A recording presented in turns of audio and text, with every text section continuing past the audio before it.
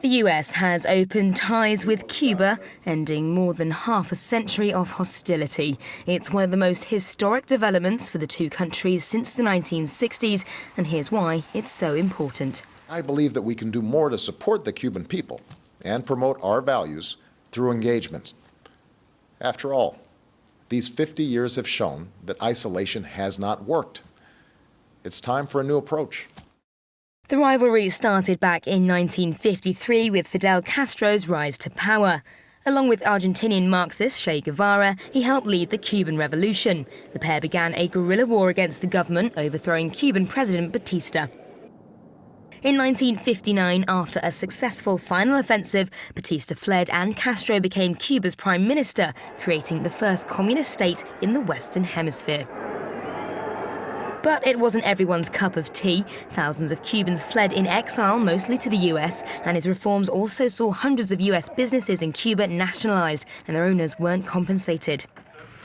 By 1960, the US broke off diplomatic relations, imposed a trade embargo and travel restrictions in response. But things really kicked off when Cuban exiles launched the Bay of the Pigs invasion with US backing in 1961. And thereafter was the Cuban Missile Crisis, when Castro secretly allowed the Soviets to build sites for nuclear missiles on the island at the height of the Cold War, bringing the world to the brink of nuclear war. But luckily it all calmed down a bit when the USSR agreed to remove the missiles if the US removed theirs from Turkey. So things remained at stalemate throughout the 70s and 80s, but when Soviet aid ended in 91, Cuba fell into an economic crisis, which further deteriorated when the US tightened its trade embargo in 93. In 96, the trade embargo was made permanent in response to Cuba shooting down 2 US aircraft, and in 2001, 5 Cubans were convicted in Miami of spying for the Cuban government.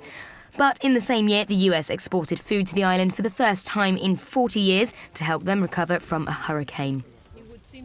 After falling ill, Castro stood down as president of Cuba in 2008, passing the baton to his younger brother Raul Castro.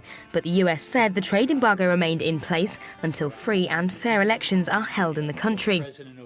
In 2009, Cuba detained US aid worker Alan Gross on suspicion of spying for Washington. But in 2012, they hinted at willingness to do a deal with the US on the Gross case.